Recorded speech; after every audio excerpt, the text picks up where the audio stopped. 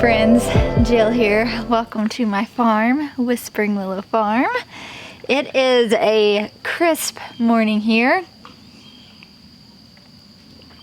I told Nathan the other day, I was like, I know this weather's been teeter-tottering.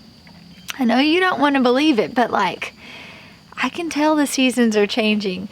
And it's been ranging between like 40, 50, 60 degree mornings, but really only kind of staying in those lower 80s, which is really nice. And so Nathan took the kids to school this morning before he headed off to work so that I could get outside in the high tunnel and get some things planted and enjoy my coffee hot.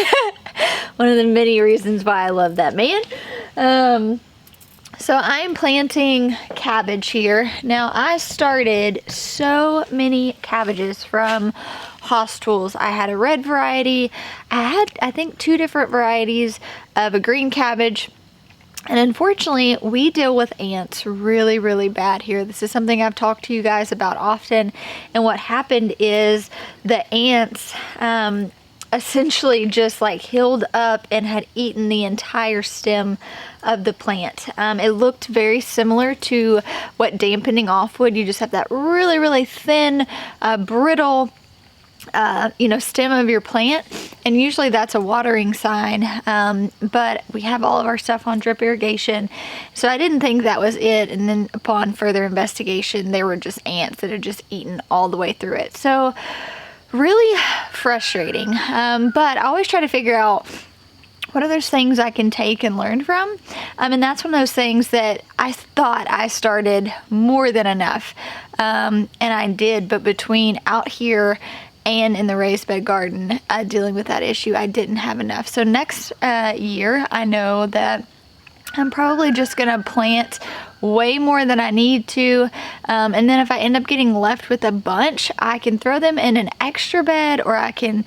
give them away to some people in our community. Like, I don't think I'm gonna be stuck with these plant starts, and so that's kind of what I'm figuring out, is that I would much rather do something about it on the front end, because this happens to me every single year. So I would encourage you guys, don't get discouraged by it, because it happens to the best of us. Just kind of plan for that. And that's really what I'm doing, is I'm just planning for it. And typically I do not grow my brassicas in the spring. That's just something that I'm growing throughout the fall and the winter. But I might try to grow some this spring just to offset. I don't have any, I think I have maybe 4 red cabbage plants, and I make a beet red cabbage kraut that's really, really good, and so hopefully I can at least get a couple of those out there. But these are just from our farmers co-op.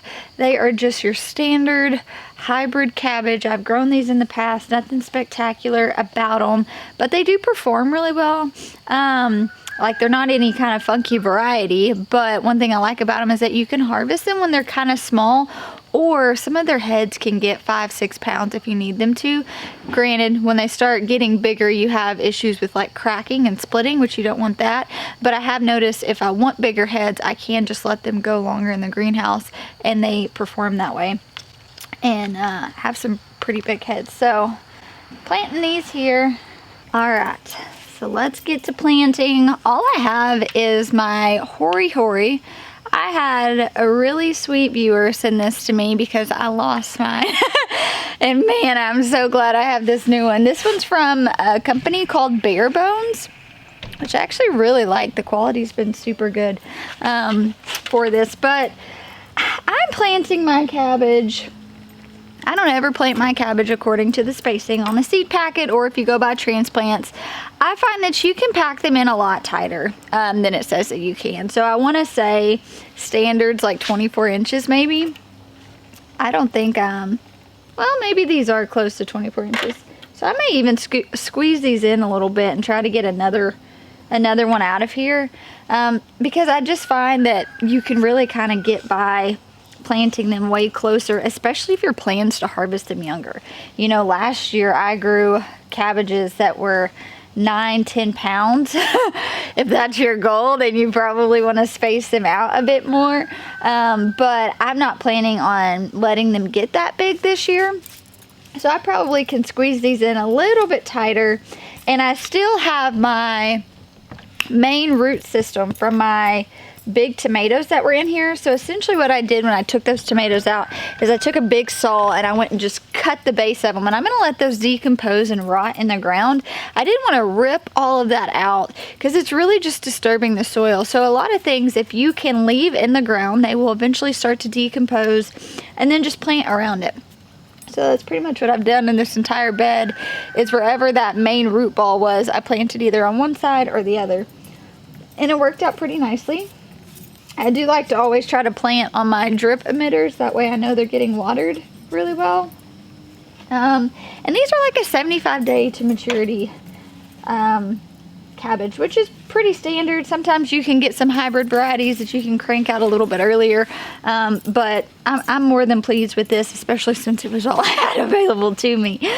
All right, guys, I have got something really fun to tell you all that I have not been telling you. Not intentionally, but it just happened so quickly. Oh, it happened so quickly. So guess what? I am now officially going to be at HOA this year.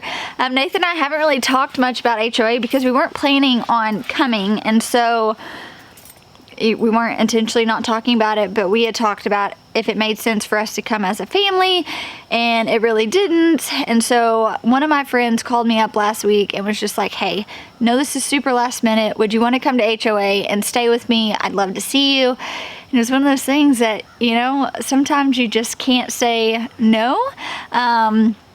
And I am so looking forward to it. So many of my friends are speaking this year at HOA, and I really wanted to be able to just go there and support them. And I know last year, Nathan and I were not at all expecting how HOA was. I guess one in volume, like we didn't realize how big it was. We've never really been to an event like that prior to HOA.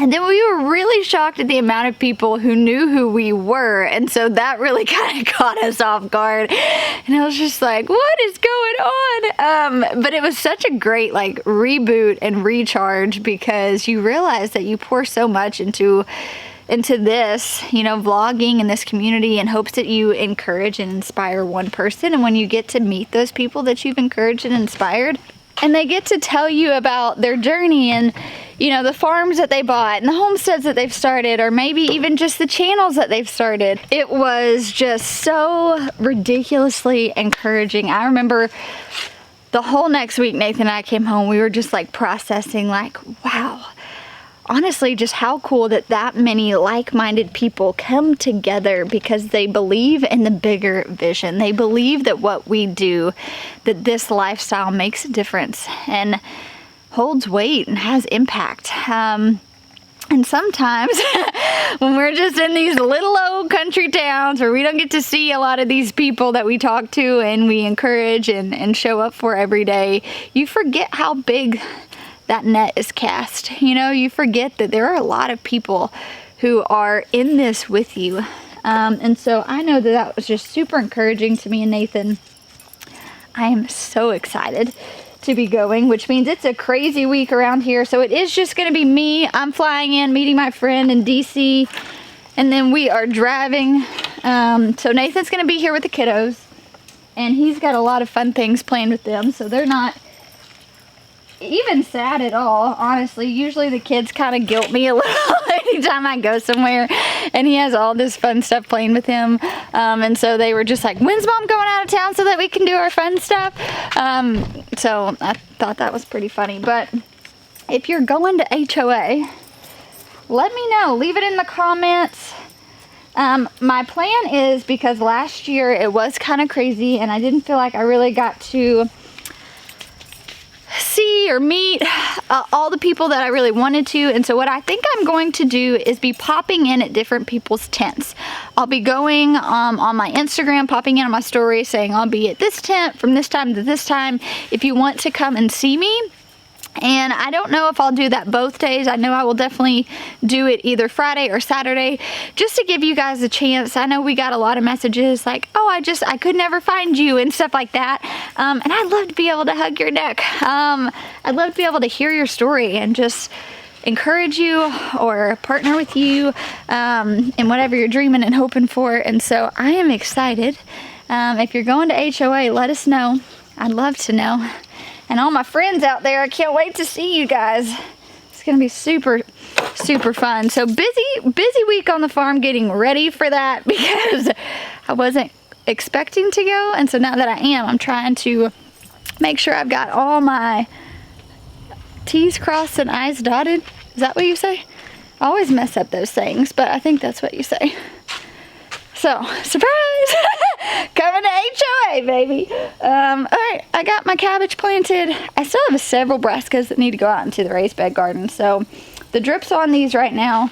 So, that's perfect.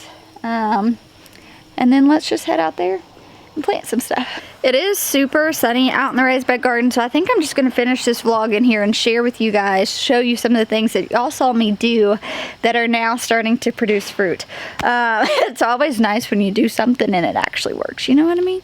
And then if you guys remember, I planted the celery, but then I interplanted with radishes, and they're coming up. I just sprayed these, which is why they're kind of laid over. And then our spinach. So I've got a little bit of spottiness, but you can see down here germination really starts to get better. So that's great. And then I mean, just a ton of these radishes are coming up. So I think that's going to work out really, really nicely. And then back here in this back corner, Nathan had planted a lot of bush beans for me, and they have all officially started sprouting. So that's exciting. Even though the seasons are shifting and you're thinking we're going to be wrapping up with cucumbers, you know, I think we still can get by with a few more of those. Most beans are like a 50-day variety. As far as like when you seed them and you are reaping beans off of them and harvesting. And so I think that that's what those were. And I'm pretty confident our estimated first frost is November 14th. And so that gives me around, you know, it's October 1st. Technically we would have our frost before these would be producing. However, we usually don't ever start having our cold weather until January and February. Like, that's when snow starts to hit us here in Arkansas. It's not during Christmas time or anything like that. It's like when you're ready for spring to come on, that's when we're like, oh no, we're just gonna throw this random snowstorm at you. And so I'm kind of just like basing my guesstimates off of years past. However, these were bean seeds that I've had for years, and so if for whatever reason they don't produce, and you know, we are under the high tunnel, and so I'm not worried about the frost necessarily getting them, because I think that it will stay warm enough in here. I'm just worried about the amount of production. So I do think that they'll be able to be producing to where I can get something off of them. I just don't know how long I'm going to be able to keep them in here and them continue to produce, because something I talk about in my book quite often is if you want to have success in your high tunnel throughout the winter, grow things that like to be grown in the winter. You know, like I've got a fall round of tomatoes and they'll do okay, but when they start getting really cold, tomatoes don't like to be grown, you know, in conditions that they don't like. I don't have a heater in my high tunnel or anything like that, so it is getting quite a bit colder. Like, it's staying warmer than it is outside, but it's still cold. You still walk in here and it feels like it's winter time. And so if you want to have success in your high tunnel and you're not running a heater or anything like that, which I don't think is necessary, grow those things that love the cold. So you'll see us doing a lot of root crops, a lot of brassicas, a lot of things that just can withstand that cooler temperature and in fact thrive. And that would kind of be my advice to you guys if you are growing in a high tunnel this season, or you're wanting to start growing year round. Think about what's going to do well within its appropriate season and grow that thing. And then I also think there's something kind of sweet about knowing that, you know, you're only going to get tomatoes this time of year, and then you have to wait again. You have to long for that, which makes you appreciate it that much more. It makes you be a lot more diligent and hands-on with your plants, because you want to reap the harvest of that tomato, because you know you had to go several months without it, or whatever that vegetable might be for you. And so for me, I think it's really sweet just growing within the appropriate season, because then you really learn to utilize that vegetable really well, and honestly just appreciate it really well. But I've got drip going on out here. I'm gonna go warm up my coffee because I let it get cold despite Nathan taking the kids for me. But thank you guys for hanging out with me. Content's gonna be a little crazy this week because I'm gonna be flying on Thursday. So you guys bear with me this week, but I hope to hug your next and see you at HOA. And don't forget, if you're coming, leave it down in the comments. I'd love to know. Thanks for hanging out with me. I'll talk to you soon.